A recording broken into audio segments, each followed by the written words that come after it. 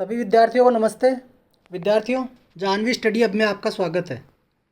आज हम पढ़ेंगे Rajasthan state open board class 12 विषय हिंदी के पार्ट नंबर 23 के क्वेश्चन आंसर। तो विद्यार्थियों, शुरू करने से पहले आप सबसे अनुरोध है कि जिन जिन ने हमारा चैनल सब्सक्राइब नहीं किया प्लीज़ सब्सक्राइब कीजिए। अच्छा लगे तो लाइक कीजिए, अपने दोस्तों के साथ भी शेयर कीजिए। तो पार्ट नंबर 23 है ये, हिंदी के विविध प्रयुक्ति क्षेत्र। देखिए, इसका क्वेश्चन नंबर 1 है, किसी विशेष प्रयोजन के लिए प्रयोग की जाने वाली भाषा कहलाती है प्रयोजन मूलक भाषा। क्वेश्चन नंबर 2, निम्नलिखित में से सत्य और असत्य का चयन कीजिए। शब्दावली और भाषागत संरचना प्रयुक्ति के मुख्य आधार हैं, तो ये सत्य है। प्रयुक्ति की संकल्पना के साथ सामाजिक भूमिका की संकल्पना जुड़ी होती है, तो ये सत्य है। भाषा का विकास सामाजिक आवश्यकताओं की पूर्ति के लिए नहीं होता, असत्य। यह लिखित संप्रेषण की अपेक्षा मौखिक संप्रेषण में औपचारिकता और सतर्कता दोनों ही अधिक होती है, तो यह असत्य है। नीचे दिए गए वाक्यों में सही या गलत का चयन कीजिए। देखिए, बम्बैया हिंदी बोलचाल की हिंदी का एक रूप है। बम्बैया हिंदी बोलचाल की हिंदी का एक रूप है, तो ये सही है। दिल्ली की हिंदी पर कश्मीर का प्रभाव है, तो ये गलत है। दिल्ली की जो हिंदी है उस पर कश्मीर का कोई प्रभाव नहीं है। कोलकाता की हिंदी पर बांग्ला का प्रभाव है, तो ये सही है। विभिन्न बोलियों में मिश्रित हिंदी वैज्ञानिक भाषा कहलाती है, तो ये गलत है। निम्नलिखित को सुमेलित कीजिए। सरकारी पत्र की भाषा होती है, तो इसका सेकंड नंबर का है, सरकारी पत्र की कार्यालयी भाषा होती है। संविधान के अनुच्छेदों की भाषा है, तो विधि संबंधी भाषा। भौतिक रसायन शास्त्र आदि की संबंधित भाषा है वैज्ञानिक भाषा। रिक्त स्थानों की पूर्ति कीजिए। देखिए, रिक्त स्थान को हिंदी को राजभाषा का दर्जा दिया गया, तो इसका उत्तर है 14 सितंबर 1949 ईस्वी को हिंदी को राजभाषा का दर्जा दिया गया है। देखो, इस क्वेश्चन को आपको ऐसे भी पूछा जा सकता है कि हिंदी को राजभाषा का दर्जा कब मिला।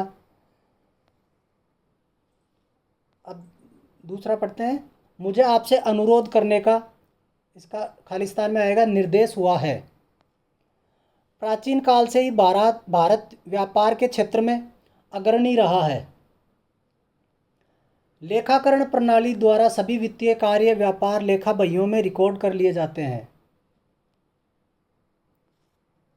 अब प्रश्न नंबर 1, प्रयोजन मूलक हिंदी से आप क्या समझते हैं? देखिए, इसका उत्तर है, प्रयोजन मूलक हिंदी का अर्थ है किसी विशेष प्रयोजन की सिद्धि के लिए प्रयोग में की जाने वाली भाषा। यह भाषा का उपयोग विभिन्न क्षेत्रों में होता है, जैसे प्रशासन, विधि, बैंक, पत्रकारिता, वाणिज्य, चिकित्सा विज्ञान आदि। इस भाषा का मुख्य उद्देश्य जीविकोपार्जन की साधना करना और अपने क्षेत्र में कार्य को सरल और सुगम बनाना है। इसलिए इस भाषा का विकास और उपयोग किसी विशिष्ट क्षेत्र की आवश्यकताओं को ध्यान में रखते हुए होता है। देखिए, प्रश्न नंबर 2, प्रयुक्ति की संकल्पना पर विचार कीजिए। प्रयुक्ति की संकल्पना के अनुसार भाषा का व्यवहारिक पक्ष भी महत्वपूर्ण है। यह व्यक्ति की भाषाई व्यवहार में दिखाई जाने वाली विविधता को समझने में मदद करता है, जो इसके सामाजिक परिस्थितियों और भूमिकाओं के अनुसार बदलती है। भाषा के प्रयोग क्षेत्रों में विविधता होती है और इस विविधता में भाषा की विशेषताओं का अध्ययन होता है।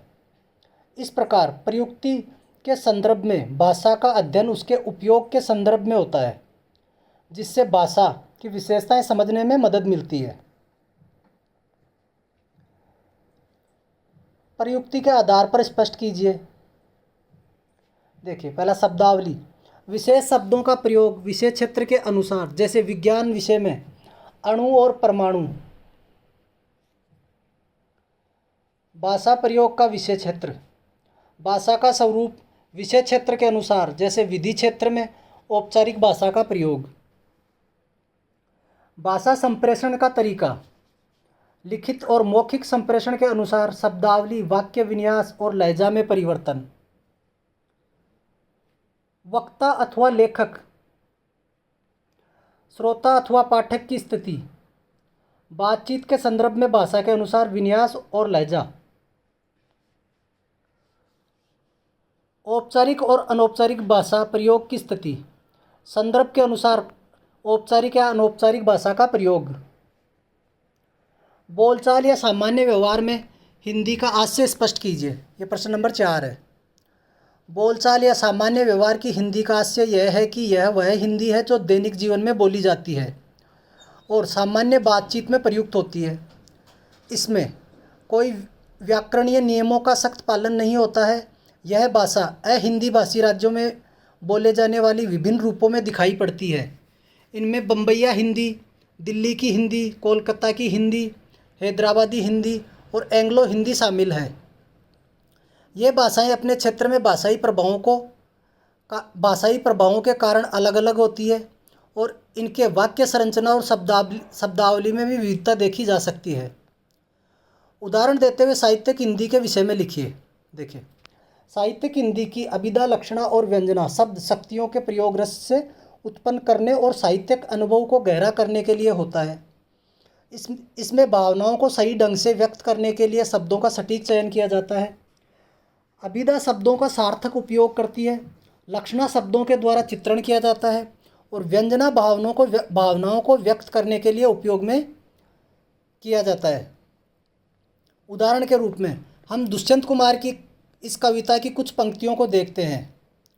हो गई है पीर पर्वत सी, पिघलनी चाहिए, इस हिमालय से कोई गंगा निकलनी चाहिए, आज यह दीवार पर्दों की तरह हिलने लगी, शर्त थी लेकिन ये बुनियादें हिलनी चाहिए।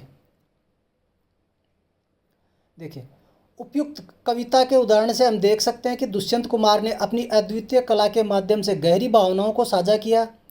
उन्होंने अभिधा, लक्षणा और व्यंजना का सही उपयोग किया ताकि पाठकों को दुखद और अद्भुत अनुभव को समझने में सहायता मिले। उन्होंने उस गहराई से बयां किया है कि जो महत्वपूर्ण तात्विक संघर्ष का प्रतिनिधित्व करता है। इस तरह साहित्यिक हिंदी का स्वरूप हमें मानवीय अनुभवों को गहरा करने और समझाने का माध्यम प्रदान करता है। यह हमें विशेष और आदर्शवादी भावनाओं को समझने में मदद करता है और हमें साहित्य के माध्यम से समाज की समस्याओं को व्यक्त करने में प्रेरित करता है। अखबार में प्रकाशित किसी समाचार का उदाहरण देते हुए व्यापारी और वाणिज्य की हिंदी का परिचय दीजिए। शेयरों में भारी गिरावट होने से सोने की कीमतों में उछाल। देखो, ये शेयर मार्केट वाला शेयर है ना।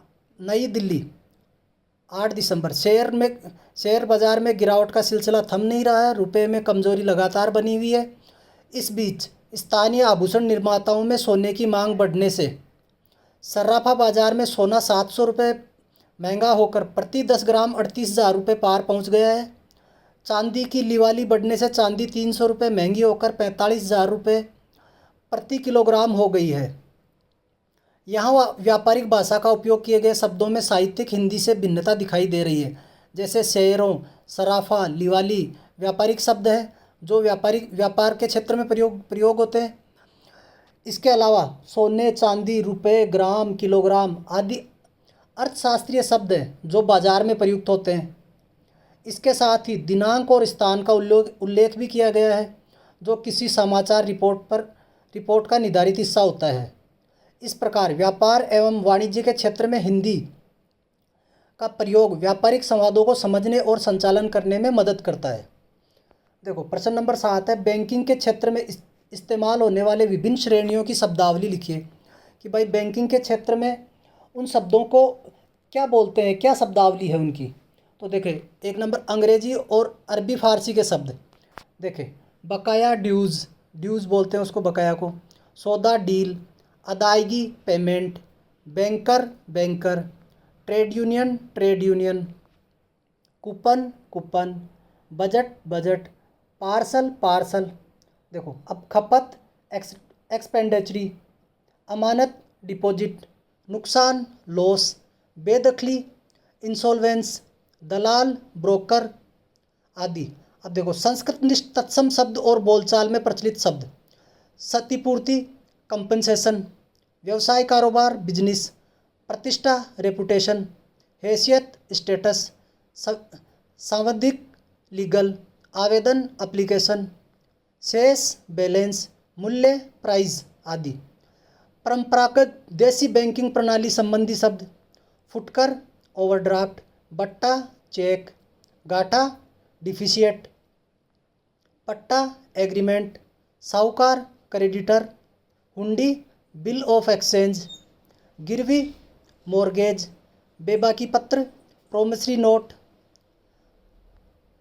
संकर शब्द रद्द नोट, कैंसल चेक, नकदी प्रमाण, कैश बाउचर, वसूली प्रभार, रिकवरी चार्ज, शेयरधारक, शेयर होल्डर, संशोधित बजट, रिवाइज बजट आदि। निर्मित शब्दावली या अभिव्यक्तियाँ। निर्मित शब्दावली या अभिव्यक्तियाँ देखिए, शीर्ष, अपेक्स, निविदा, टेंडर, देयता, लाइबिलिटी आदि। संस्कृतनिष्ठ शब्द निधि, फंड्स, धारक, होल्डर, उद्यम, एंटरप्राइज, अतिदेय, ओवरड्राफ्ट, स्वामित्व, ओनरशिप, अनुबंध, कॉन्ट्रैक्ट, अवमूल्यन, डेप्रिसिएशन आदि। अंग्रेजी शब्दों के शब्दानुवाद कराधान, टैक्सेशन, मुक्त अर्थव्यवस्था, फ्री इकोनॉमी, वार्षिक लेखा, एनुअल अकाउंट, निर्यातोन्मुखी, एक्सपोर्ट ओरिएंटेड आदि। तो देखिए दोस्तों, इस प्रकार आपका ये लेसन के क्वेश्चन आंसर पूरे हुए। तो आप सबसे एक बार फिर अनुरोध है, जिन जिन ने हमारा चैनल सब्सक्राइब नहीं किया सब्सक्राइब कीजिएगा, अच्छा लगे लाइक कीजिएगा। तो मिलते हैं अगले वीडियो में। जय हिंद, जय भारत।